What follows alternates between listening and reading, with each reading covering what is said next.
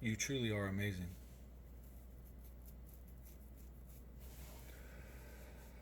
I know that you doubt my love to you,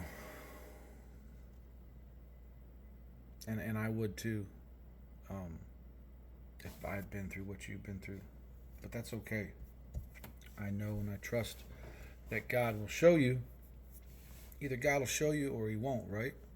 But I believe He has shown you 100% several times that I am a good man only because of God. Um, that I mean you no harm whatsoever. But I am definitely fully uh, struck by the arrow of Cupid when it comes to loving everything about you. So I'm reading, right? It's almost 3 o'clock now. And lo and behold, where am I at in the Bible? But I'm at the story of Samson and Delilah, which most people have heard of Samson and Delilah. Um, it is it's always baffled me, this story, and the reason why it's baffled me is because the angel of God appears to Samson's mother. Um, her his mother's name was, hold on. You want to talk about humility and humbleness? She doesn't have a name.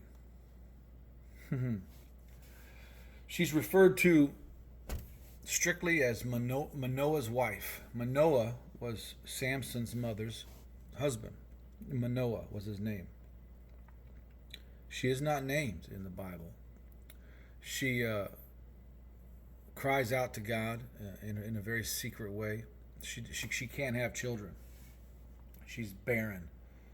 And back then, having children was everything. That was, you want to talk about being humble. She couldn't have children, but yet she cried to the Lord. She served the Lord. She didn't turn away from her faith. She was barren, and God came to her. This is in the book of Judges. If you want to read it, it's a fascinating account of history. It's in Judges chapter 13, I think 14 and 15.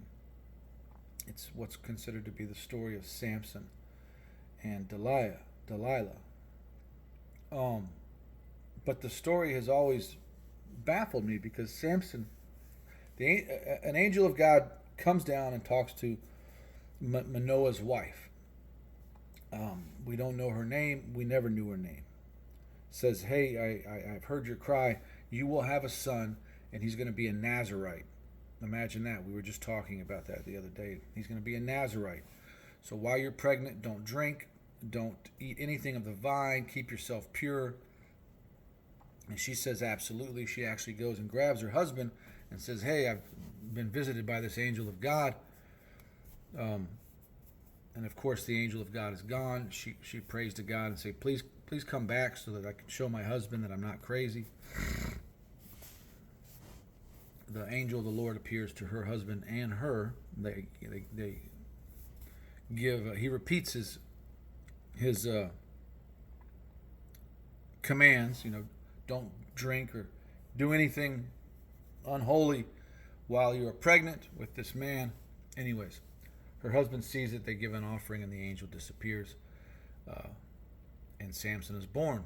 And Samson is born with mighty strength and super strength. And the strength is, he thinks that his strength comes from his hair, because the Nazarene doesn't cut his hair.